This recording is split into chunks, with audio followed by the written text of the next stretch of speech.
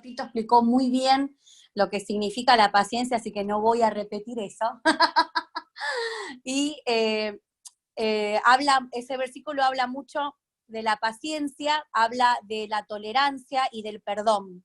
La tolerancia y el perdón van juntas, no pueden ir separadas, siempre tienen que estar unidas, ¿no es cierto? Y sí, es verdad, como dice el pastor, yo soy como la que soy más, que tengo más aguante. Siempre en la pareja hay uno que en el matrimonio hay uno que siempre es más paciente. Ahí me aplauden por ahí. Se lo merece, una medalla. Que aguantan más, que soportan más. ¿Qué otro sinónimo de paciencia? Tolera más, ¿no? Que siempre hay uno. Bueno, en nuestro caso siempre fui yo. Y por lo general lo sufrí mucho más al principio del matrimonio, porque nos estábamos conociendo y nos conocíamos, pero cuando convivís es más heavy, ¿no? El convivir no es fácil. Él venía con un montón de formas y de culturas diferentes a mi país, encima. Decilo bien. Bueno, está bien, lo voy a decir. Yo no solamente, por lo general, cuando dos matrimonios se casan siendo argentinos,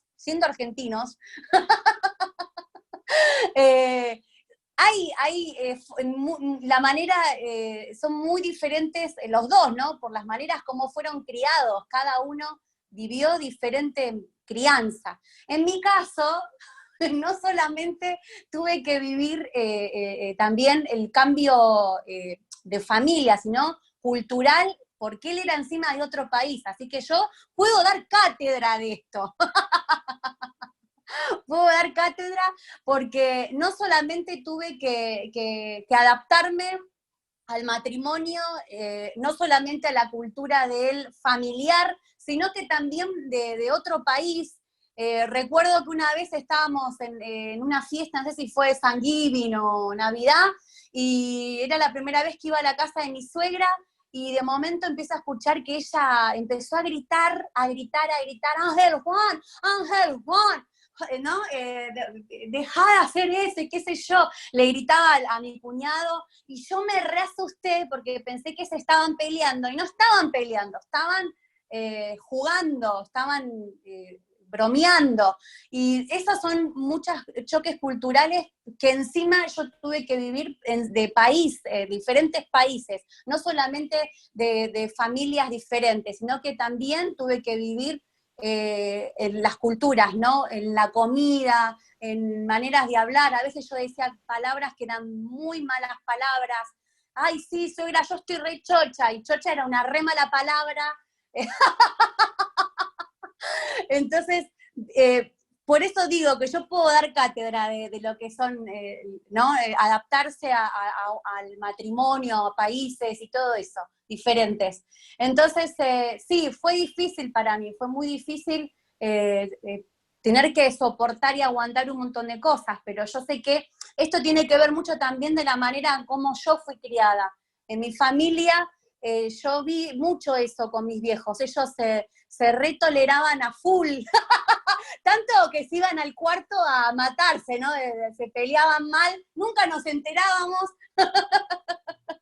y ellos salían ya arreglados, ¿no es cierto? Y todo eso yo lo quise poner en mi matrimonio, y él se resistía un montón. No quería saber nada, yo quería hablar, quería que nos perdonemos, quería, esperaba sus tiempos, todo porque yo vi eso de mi papá y mi mamá, que ellos se reaguantaban un montón, y yo aprendí a hacer eso en mi familia, y él tenía totalmente diferente otra crianza. La familia de él no era así, ellos nunca hablaban, nunca confrontaban nada, siempre parecía que, ¿cómo? No había perdón, bueno, ya pasó, pero en mi caso no, en mi caso yo tenía la necesidad de hablar, yo quería hablar, yo quería charlar lo que había pasado, porque yo fui criada así y necesitaba hacerlo, ¿no? Y entonces ahí fue cuando Dios me ayudó muchísimo con la paciencia, porque tuve que esperarlo un montón a él. Una vez me tocó decirle, bueno, mirá, ¿cuándo querés hablar? Yo te espero. Ponemos una fecha, pongamos un horario y decime y charlamos. Y él se hacía el otro, ¿no es cierto? Le recostaba la confrontación porque él fue criado de esa manera. Entonces, fue un proceso, fue un tiempo, pero lo logramos. Ahora no dejamos pasar. Yo también tengo mis cosas, no soy perfecta, chicas. Tengo mis cosas también y él también tiene que aguantarme y soportarme. Y cuando iba leyendo el libro me acordé de una vez, de una pelea que tuvimos muy seguido al principio del matrimonio, que yo le decía a él, ay, pero vos contesté mal o tuve una mala actitud con él, y él me decía, digo, pero vos te enojás re rápido, le decía, vos te enojás muy rápido, vos no me, ¿cómo que te decía? No me tenés paciencia, le decía yo, no me tenés paciencia.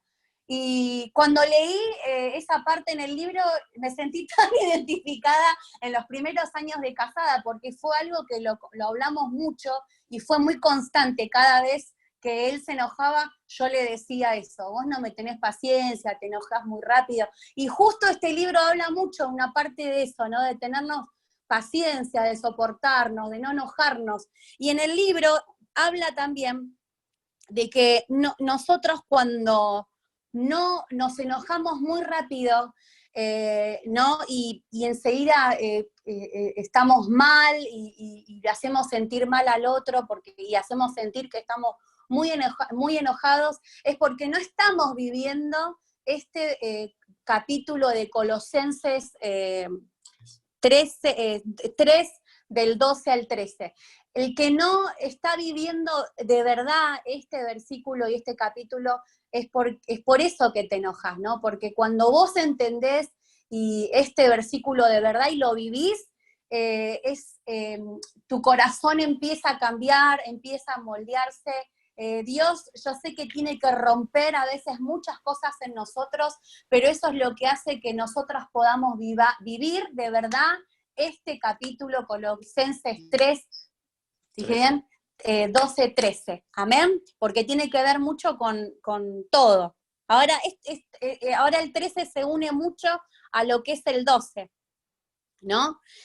Habla también mucho de no ser personas egoístas, de no ser personas orgullosas. Por lo general, estas dos cosas son las más fuertes que nos pasa a todos y no nos dejan poder vivir lo que es este versículo, el 12, ¿no es cierto? De la paciencia, de la tolerancia, del perdón.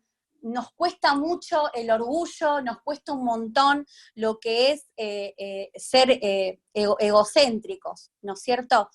Después, ahora voy a hablar de la tolerancia y del perdón. ¿Sí? Ahí vemos en Colosenses 3, 12, 13, que dice, sean comprensivos con las faltas de los demás y perdonen a todos los que los ofendan, ¿no?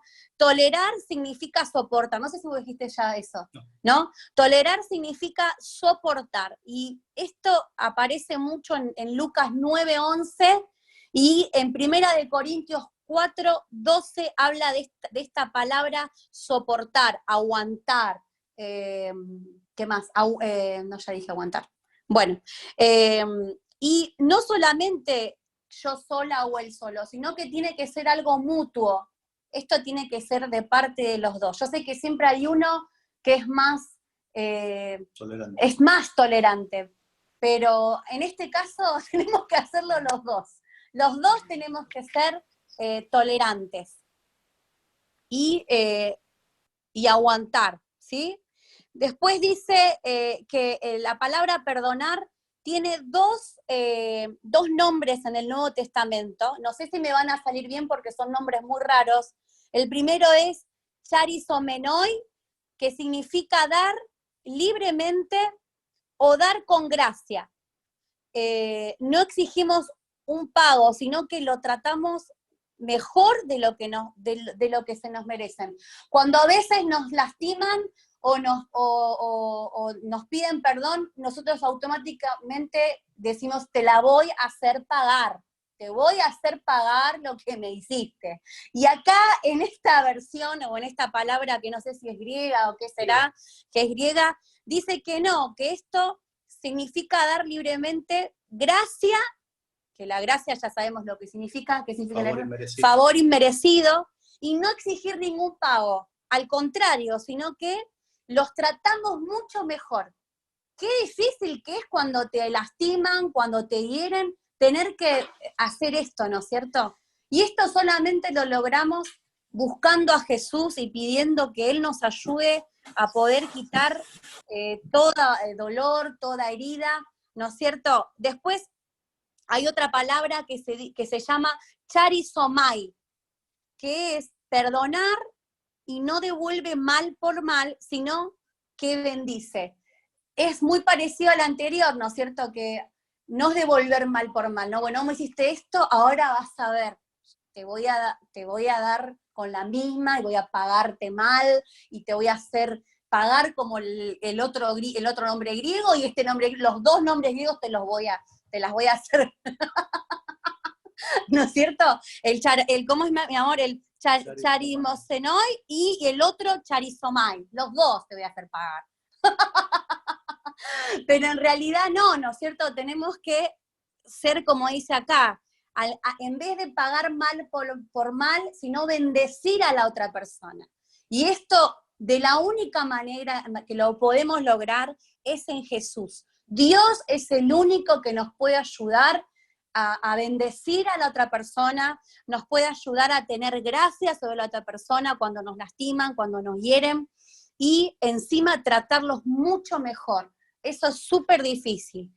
Y ahora voy a contar la historia que me encanta. Esta historia me re gusta porque el ejemplo no lo inventé yo, porque las que me conocen, a mí me gusta dar mucho ejemplo del que vamos a hablar ahora. Esto lo dio el autor, yo no me hago cargo, pero me encantó el ejemplo de esta historia. Él habla de la pila de estiércol. Yo voy a decir caca, ¿sí? La pila de caca, ¿sí? Dice que al principio, cuando nosotros nos casamos, que nos casamos ilusionados, que nos casamos con un montón de proyectos y un montón de cosas que queremos lograr en el futuro juntos, es como un campo, ¿no es cierto? Imagínate un campo con el pasto hermoso, con las colinas, ¿no es cierto? Con las vaquitas, los chanchitos, las gallinitas, todo, ¿no? Un paisaje increíble, y vos te lo imaginás, es como que el matrimonio cuando iniciamos es como un campo así precioso, un paisaje increíble, ¿no es cierto? Pero, de momento, pasan los años o los meses, porque quizás es al toque que te casaste, no sé bien, de momento empezás a encontrar caca de vaca por todo el campo, ¿no es cierto? ¿Qué significa la caca? La caca significa los pecados que nosotros tenemos, ¿no? Yo hice acá un ejemplo de los pecados que nosotros podemos llegar a tener, ¿no es cierto? Puede ser los defectos, el mal carácter, debilidades, hábitos molestos que tienen en tu cónyuge, con tu cónyuge, ¿no? Y un montón de cosas que vos seguramente sabés que hay cosas que mejorar, ¿no? Y eso es la caca. Y hay épocas que hay más caca y hay épocas que hay menos caca que dejan las vaquitas, ¿no? Entonces, las vacas no tienen nada que ver con mi apellido, ¿eh? El ser autor no tiene nada que ver. Entonces, a veces, yo voy a contar mi historia, ¿no? El autor contó su historia con su esposa, yo voy a contar la mía. Yo recuerdo re bien esa época de nuestro... Las pilas de cacas que teníamos en nuestro campo era impresionante. ¿Qué significa el campo? El campo es nuestra relación matrimonial y la caca era el pecado, ¿no es cierto? Era impresionante, era tanta que a veces no podíamos ver el paisaje, no podíamos ver el pasto, no podíamos ver las colinas, habíamos perdido el enfoque y nos llenamos de caca. Nos desenfocamos totalmente y lo que hicimos fue eso, no enfocarnos en apilar caca, nos enfocamos en pelear, nos enfocamos en discutir, en sacar, ¿no?, lo peor de uno.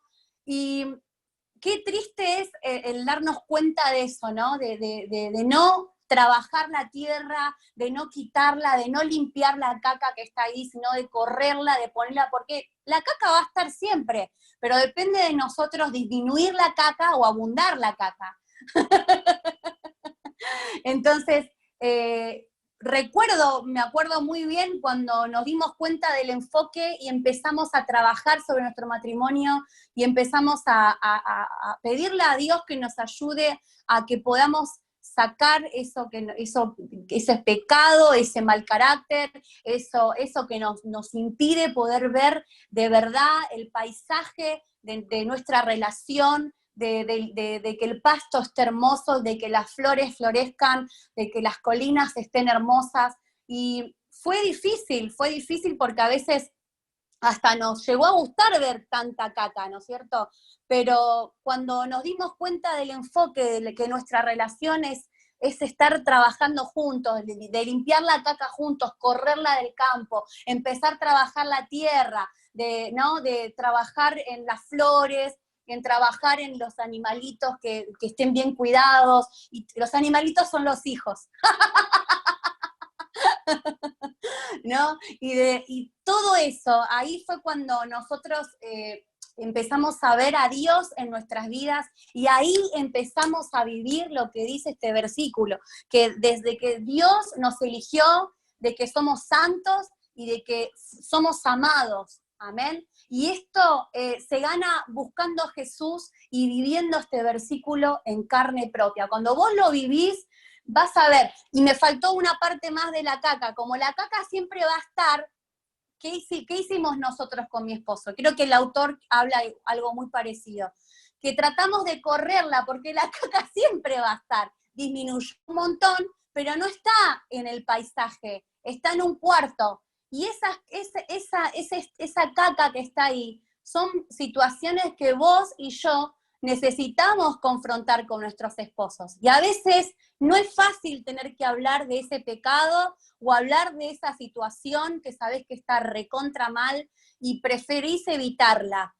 No, hay veces que con mi esposo tenemos que ir a ese cuarto en el paisaje donde estamos, en el campo donde tenemos que ir y charlar muchas veces y quitar de a poco toda esa caca. Y está todavía, hay muchas cosas todavía que mejorar y sacar, pero ya no es la que abundaba. Ahora es un paisaje hermoso, nuestra relación está bien, creció, lo entendimos, nos enfocamos y está ese cuarto, y cada tanto vamos y lo charlamos. No sé si vos querés decir algo más. ¿Qué decir, no? Después de todo eso, lo dijo mi esposa con una ilustración que puede uno considerar graciosa, ¿no? Por la caquita, pero mis hermanos, esto lo decimos con mucha seriedad y es algo que es real. Todos nosotros tenemos muchísimas expectativas puestas a veces en nuestros esposos, en nuestras esposas, y cuando esas expectativas no se cumplen, ¿no?, la desilusión se transforma en algo indeseable. Y esa es esa ilustración de lo que sería el desecho humano, la caca. Y no se van a ir, siempre van a estar, porque yo sigo siendo un hombre pecador, mi esposa sigue siendo una mujer pecadora, amamos al Señor y vamos al Señor para que nos transforme. Esto no es, bueno, me quedo como estoy porque soy quien soy, sino que voy al Señor y espero que el Señor me cambie para poder ser un mejor esposo para mi esposa, para poder ser una mejor persona, un mejor ministro, ¿no?, un mejor reflejo de Cristo sobre todo. Pero están ahí, ¿no? Usted, no sé si a usted le pasará lo mismo, pero yo cuando me casé, esta ilustración reflejó exactamente mi sentir, ¿no? Yo veía todas las cosas buenas, todas las aspiraciones, las metas, los sueños que queríamos lograr con mi esposa, un campo ampliamente verde, ¿no? Y vivir de esa clase de forma, por más que parezca romántica, por más que parezca linda, la palabra que se merece esa clase de perspectiva de vida es ingenuo. Es ingenuo vivir así. Por eso este texto, con esta ilustración, nos traen, por lo menos a mí, yo creo que me brindan lo que es poner mis pies sobre la tierra. Me dan a mí una perspectiva real de lo que es la vida. Fíjese que la demanda de Pablo y del Evangelio y de Cristo en el versículo 13 es ser comprensivo. Esto no es si quieres, esto no es cuando se lo merezca, esto no es en algunos momentos si te sale, si te dan ganas, ser comprensivo. Esto tenemos que vivirlo día a día, momento a momento, ¿no? Ser comprensivo me dice a mí implícitamente que mi esposa me va a desilusionar, que mi esposa va a tener defectos, que mi esposa va a tener a lo mejor hábitos que ni siquiera son pecados, pero me molestan, y a veces también va a tener pecados que me van a hacer muy mal, me van a ofender, me van a lastimar el corazón. Y la expectativa mía es que yo tengo el mandato de ser comprensivo con ella. ¿Por qué? Porque recuerden lo que el Señor los perdonó. Y aquí está un gran secreto de cómo aprender esto de la humildad, de cómo aprender a vivir teniendo misericordia, todas estas características que menciona Pablo. Si yo no voy día a día delante de la presencia del Señor y dejo que Dios con el Espíritu Santo ilumine mi corazón y que la palabra y que la luz de Cristo penetre lo más profundo de mi alma y me digan a mí las cosas que están mal en mi interior, si yo no hago ese proceso, esa disciplina cristiana de ir a la presencia del Señor y pedir perdón, yo no voy a poder ver mis propias faltas. Si yo no veo mis propias faltas, yo no voy a poder pedirle perdón a Dios, no voy a pedirle perdón directamente a Dios. Y como yo voy a pensar que no necesito perdón, no veo mis faltas, voy a tener una perspectiva de mi persona donde yo voy a ser perfecto, donde voy a ser mejor que los demás. Afuera la humildad. Y cuando se trate de mi esposa, que cometa errores, quien primero la va a pagar es ella, porque no te das cuenta que yo soy perfecto, no te das cuenta que yo no cometo errores. Entonces, yo necesito ir delante de la presencia de Dios todos los días. Amén. Y decirle a Jesús que Él ilumine, penetre en mi corazón, en mi vida, en mi alma, y que Él traiga luz a mi interior, y que Él me limpie de mi pecado, y que Él me muestre mi pecado, porque Él lo va a hacer, y me va a limpiar, y me va a perdonar. Y cuando eso sucede, entonces en mi interior va a comenzar a crecer esta clase de vida que tiene deseo y puede ser comprensivo y perdona a mi esposo y a mi esposa. Yo creo que parte de los grandes problemas matrimoniales se resuelven ahí. Tenemos que ser realistas de que mi esposa me va a ofender, yo la voy a ofender, y Jesús y Dios es tan sabio que nos dice, va a pasar, porque somos personas que si bien estamos redimidas, que si bien somos elegidas, santas y amadas Amén. Por Dios, seguimos siendo dominadas en algunas áreas por el pecado, estamos en proceso y necesito volverme un esposo comprensivo. Mi esposa debe volverse una esposa comprensiva y perdonar todo. Yo sé que tampoco voy a ser ignorante de que hay muchísimas situaciones específicas en los matrimonios que son las menos, pero que son muy, muy serias y muy graves, ¿no? Y esas situaciones se tratan individualmente, se tratan sin tomar fuera de contexto la enseñanza bíblica, sin abusar de la enseñanza bíblica. Sé que hay cosas que son más específicas y requieren un cuidado más delicado. Pero me atrevería a apostar, si le doy un número, no sé, un 99% del resto de los problemas que tenemos en nuestros matrimonios, cientos, miles de resto de los problemas que vamos a experimentar en nuestro matrimonio, se pueden resolver con esto. Se pueden resolver de esta forma. Si yo voy creciendo en mi relación con Dios, reconociendo que soy una persona con muchos errores, con mucho pecado, que yo he recibido mucha gracia sobre mi vida, que Dios me ha perdonado a mí un montón de cosas y que eso afecte mi forma de vivir, mirándola a mi esposo y decirle, yo te voy a perdonar todo porque Dios me ha perdonado todo a mí. Yo no puedo enojarme contigo porque Dios no se enojó conmigo, Él me demostró gracia. Y no es pasarle la mano al pecado, no es ignorar al pecado, porque la tolerancia o la comprensión o la paciencia admite los pecados, admite lo que te molesta. Si la paciencia es requerida, también tenemos que decir, tenemos que admitir que hay cosas que nos van a molestar. Amén. Entonces, no es que yo escondo mi cabeza sobre el piso, sobre el suelo, sobre la tierra, ignoro los pecados, ignoro todo lo que es mi esposa, ignoro las cosas que hace mal. Eso no es lo que estamos diciendo. Comprensión se trata de buscar entender, de no tener prejuicios, de buscar resolver esos problemas con el perdón, ¿no? De que a lo mejor es algo que es una cosa, es una área en la que mi esposa o yo necesito trabajar, y lo que necesitamos los dos en ese momento es gracia, es perdón, y a lo mejor de una persona que se nos ponga al lado y que nos ayude a vencer ese pecado que tan fuerte se nos ha pegado, ¿no?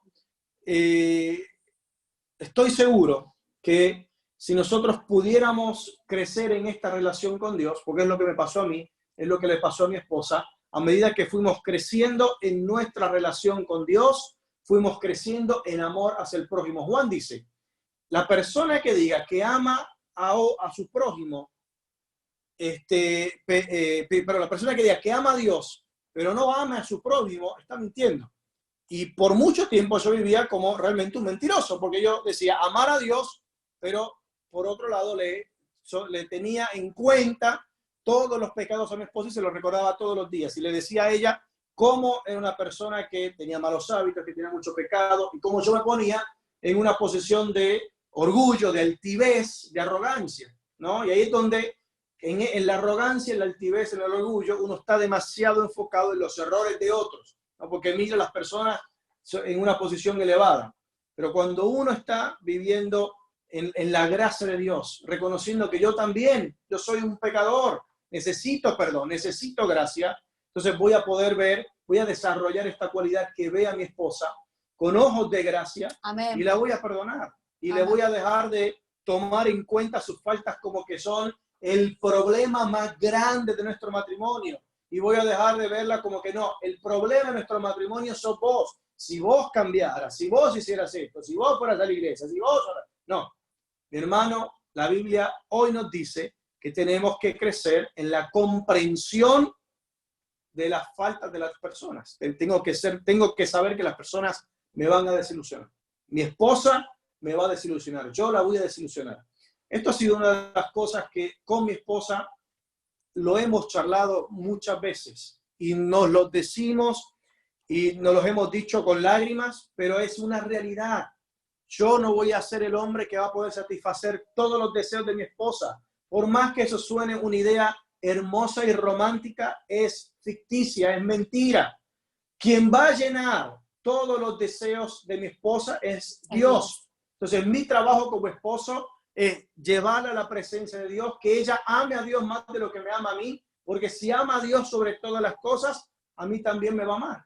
Y ella me ayuda a hacer a mí lo mismo. Y yo no la tengo a ella exigiéndola de que ella tiene que cumplir todo lo que yo quiero, ¿no? Yo no la tengo a ella como que me tienes que servir a mí y hacer todo lo que yo quiero, y yo no voy a, y ella no tiene esa expectativa de mí, que yo tengo que hacer todo lo que ella quiere y desea para hacerla feliz y satisfacerla, porque sabemos que eso es una mentira.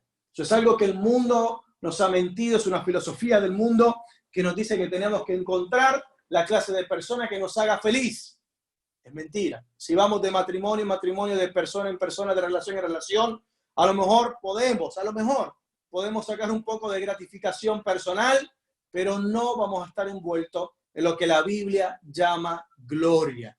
No vamos a estar envueltos en lo que refleja el amor y la gracia y la belleza gloriosa de Cristo en nuestras vidas. La palabra de hoy es crecer, echar raíces profundas en Cristo.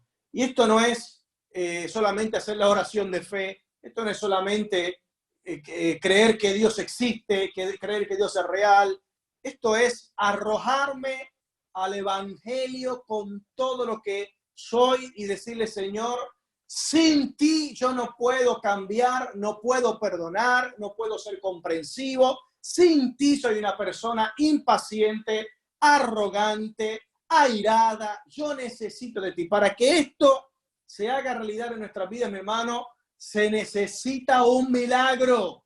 En mi corazón, en el corazón de mi esposa y en el corazón tuyo. Esto requiere un milagro y Dios está puesto a hacer ese milagro a medida que yo crezco, que yo lanzo mi vida a Dios y le digo, Señor, yo quiero que la palabra, el evangelio se haga real en mí y que tu amor afecte mi vida de tal forma que yo pueda perdonar todas las ofensas de mi esposa y pueda ser un esposo comprensivo.